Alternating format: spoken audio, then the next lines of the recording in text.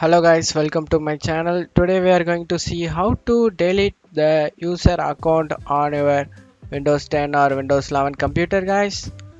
So easy method I show you guys.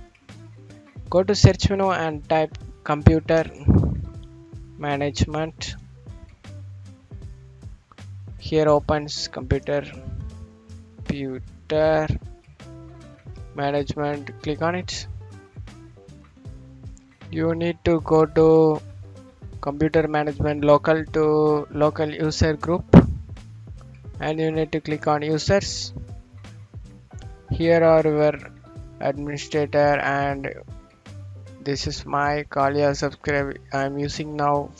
You can delete whatever here you don't want it. Just you want to right click on it and you want to click on delete. That's it guys. Go and sign out for checking out. Go to start menu, and guys be careful guys deleting the name.